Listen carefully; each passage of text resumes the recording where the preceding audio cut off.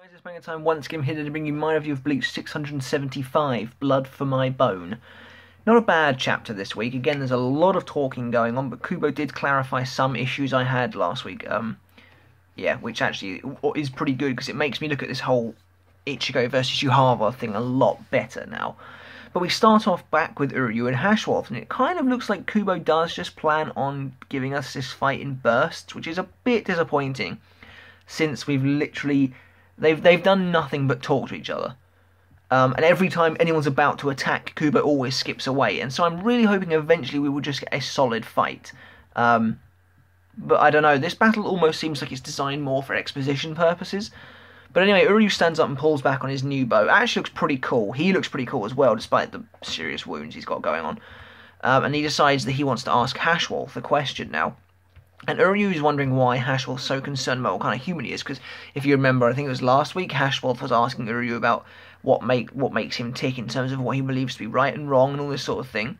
But Uryu questions, probably quite rightly, that Haschwalth never struck anyone as the type of person who would be interested in such an abstract topic as that, because Haschwalth's quite a blunt person. And Uryu, he's aware that Haschwalth knows that Uryu's real motive was to buy Ichigo time. Uryu's then, saying, like, shouldn't you just kill me quickly so that, you can essentially go and help Yuhava out. But Haschwalth's basically like, I've said this a million times, I've already seen the outcome, and I know that your friends are going to die no matter what. Uryu then says, but the future can be changed, you didn't realise that I was going to stand up and try and fight you. To which point Haschwalth's like, yeah, that is true. When I use His Majesty's power, I'm just a vessel who's borrowing it. So basically Haschwalth does imply that he can't use the power properly, which I think he said beforehand. So basically, when Haschwalth sees the future, that future is not set in stone. But it appears that Yuhava has more power than that. Haschwalth says, allow me to fill you in on the sobering details. What makes the Almighty truly terrifying is not merely its ability to see the future. Now, of course, in typical Kubo fashion, when Haschwalth says, allow me to fill you in on the details, what he actually means is say one cryptic sentence and then skip away from it for probably another 5 weeks. Uryu says, what do you mean? And Haschwalth says, I'll finish telling you after we settle things here. So what I think this is not only can Yuhava see the future, he can also change it. I think that's got to be it. So I'm wondering if this plays into Yuhava's dream he had a couple of chapters ago where he was killed by Ichigo. I wonder if that was him seeing a future. But the confusing thing about that scene is that Ichigo is wearing it. They were both in their old forms, which is weird. But I do think that the true power of the Almighty is you can change the future to whatever you want it to be, which of course is massively OP, but then so is Yuhava anyway. And I do wonder if this somehow plays into Uryu, because I feel like Haschwalth's been vetting him by, finding out what makes him tick, what he thinks of good and evil and this sort of thing. And I don't know, is Yuhava going to do something? Because so far Uryu has displayed absolutely none of the power that Yuhava said he had. Yuhava said he had a power that would be shown in the upcoming battles, etc, etc. Uryu's supposed to be the A as well. We don't know what it stands for. But maybe Yuhava can activate the Almighty in Uryu or something like that, and then Uryu will change somehow. I don't know. I really actually have no idea. I don't know if somehow they're going to turn Uryu against Ichigo, but I really have absolutely no clue. But I do think that Yuhava's power is more than just seeing the future. But anyway, Haschwalth, says, I'll finish telling you after we settle things here. And he says, now then, the time has come to place everything you are upon the scales, Ishida Uryu. And then he says, the one that blocks you from the road you can never return down, your broken scales. What? Like, what does this even mean? Like, why is Haschwalth again saying the time has come to place everything you are upon the scales? I'm guessing that's Haschwalth's way of saying he's going to judge Uryu, because of course we still believe that Haschwalth's ability is the balance, even though we don't actually know. Interestingly as well, I don't know if you noticed, but Haschwalth is doing the same stance that he was about to do against Shinsui, which appears to be him, well, balancing his sword on his hand, but then he also, maybe the sword is acting as the scale, I don't know. Or maybe it means nothing, I don't know. But either way, it's the same pose he was about to do against Shinsui. And then he appears to take a swipe at Uryu, And then that's the end. So, again, annoying that Kubo's bitched out on the fight once again, and once again as well, we're moving away from the fight when Haschwalth's about to swing at Uryu. So, the fight is continuing, and we're not seeing it. So, it's a bit of a shame. I don't think I'll be the only one disappointed if the next time we see them, Uryu's on the floor again. So yeah, hopefully that doesn't happen. We do move on now, though, to Ichigo, who is also getting beaten up. And basically, this is quite an interesting scene. So Ichigo gets back up off the ground and he runs towards Yuhava, but Orihime grabs his Shihakusho and she's like, just wait a minute, please, just calm down for a second. And I like that because she's matured enough to just be like, Ichigo, seriously, slow the fuck down. You're going to get yourself killed because you're letting him get to you. Ichigo looks at her, however, and it's not the look she was expecting. It's a look of, I've got this. You know, he's not mental, he's not raging out, he's just like, just trust me, basically is the look he's giving her. And she seems to realise this, so she lets him go. When I first read this, I was kind of like, what does that even mean? Like, what does this mean? I do think Kubo's done a pretty good job here, though, actually. So Ichigo charges back in, and we get a couple of moments of Orihime being like, oh, wait a minute, okay, I'm going to trust him on this one. And it's nice because Kubo does all of that without any words. However, Yuhava doesn't quite seem to understand what's going on, but he's like, I don't understand why you're in such a rush to die. Why do you keep running towards me? And he's like, is it because you fear showing me your true power? And Ichigo is, of course, clashing with him. But Yuhava's like, is it the fear of having it stolen from you if you unveil it? Which, of course, is Yuhava's ability to take power from people. And he basically says, are you sure you're okay with it ending like this? If you fall here, both the real world and Soul Society will meet their end by my very own hands. Interestingly, this is the first time, I think, that Yuhava has explicitly stated his own plan. Askin, of course, was the one who told us that Yuhava plans to destroy everything and rebuild a new nation. But Yuhava's never told this to anyone before, and Ichigo certainly hasn't heard it either.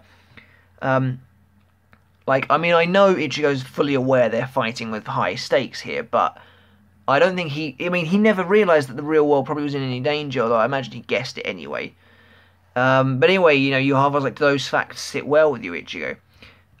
Orihime then summons a shield around Ichigo, and Yuhava misinterprets this to mean that Orihime doesn't want Ichigo to die. So basically, Yuhava currently thinks that Ichigo wants to kill himself, essentially. And Yuhava's like, your comrade's answer to that question is a no. She wants you to keep fighting me. But of course Ichigo is basically playing Yuhava here because Yuhava is not using his almighty. And he says, answer me as the voice of the powerless, for the weak, for those who wouldn't be able to breathe without you. Stand tall, fight, and breathe your final breath. I have to say that's a very Zangetsu line, and I think Kubo did that on purpose. But yeah, Yuhava's just absolutely smashing the shit out of Ichigo with his shadow attacks, and then suddenly Ichigo's plan kicks into action. And his sword starts turning white, which is really cool. He then shouts for Inoue because he knows his power is about to activate, so he needs to be protected. And Orihime, this is actually really quite cool. Orihime summons a massive shield and defends them both in what I have to admit is a really cool piece of teamwork. It is actually refreshing and very nice to see Orihime actually being useful, actually catching on, knowing what the hell's going on, and, well, not being crap. So yeah, she defends Ichigo from this massive attack, and he's like, oh, thank you.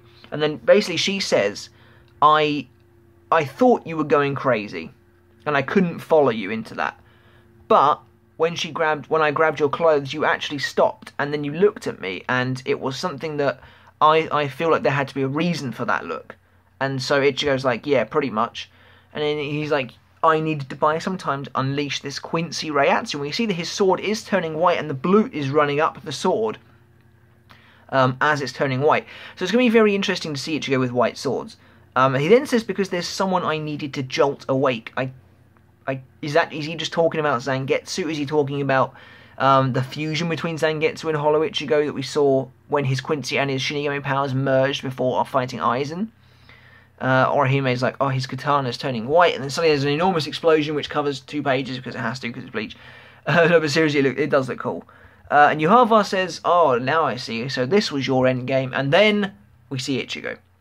And he has transformed quite drastically, and this is obviously going to bring back a lot of memories, especially for those of us who were reading this on a weekly basis when the dome stuff was going down, when the Tensei Zangetsu Deicide stuff was going down. Ichigo now has a big horn coming out the side of his head, obviously reminiscent of that Super Hollow mode. The markings on his face are reminiscent as well. He has a hollow eye.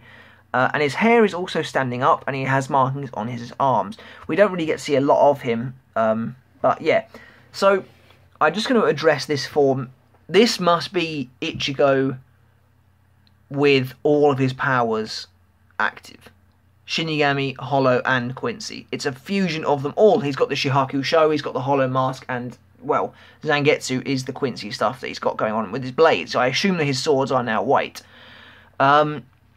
Obviously, he's reminiscent of that Tensei Zangetsu form that was in Deicide, the fusion between his Quincy and his Shinigami powers, and his Hollow powers. So yeah, one can assume that Ichigo has basically tapped into everything. This is not a Bankai, and I think he's still probably in Shikai. It's kind of hard to say, but yeah.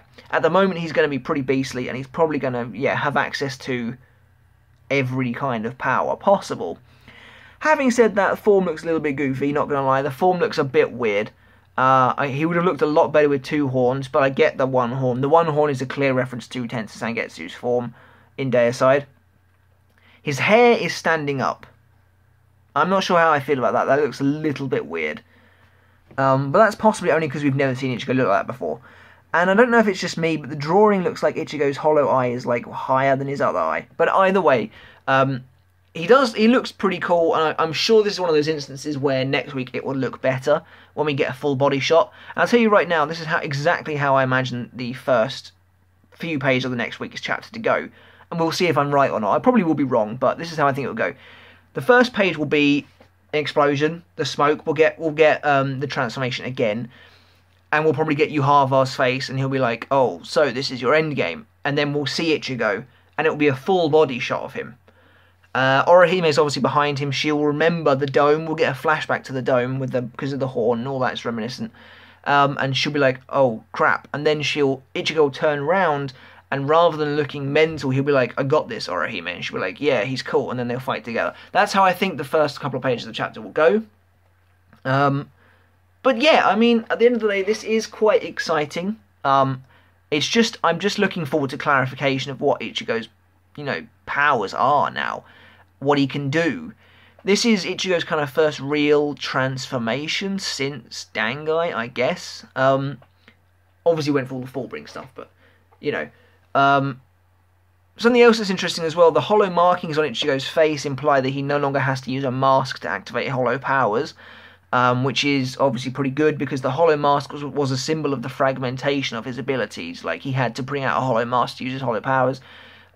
Whereas now they all appear to have successfully fused into one. It's a very literal drawing, and I think it looks a bit weird. But we'll see next week how it looks for real. But yeah, that's pretty much it for the chapter, guys. It's mostly just talking again. No sign of Isshin and Ryuken. I have to say that Haschwalth definitely seems like a bad guy. Like, I know that's a weird thing to say, but a lot of people online are saying Haschwalth might turn good, or he might turn against Yuhava Gin style. I don't think that's going to happen. I don't think you're going to get that. I'm going to give the chapter a 3.5 out of 5. It wasn't bad. I think next week might be better if Ichigo goes ham on Yuhava and we get some insight into his powers. But yeah, I'm really just, as I said last time, looking forward to getting to the stage where we stop with the vagueness and the crypticness. Like Haschwalth being super cryptic. Like, he's like, "I'll fill you in on the details. There's more to the Almighty than just seeing the future. And I'm not going to say anything else." So great, that's brilliant. But yeah, like I said, hope we get a proper fight with Uryu and a proper fight with Ichigo. I imagine they're both going to lose because then the dads will show up, but yeah. Either way, it's exciting stuff. It is exciting.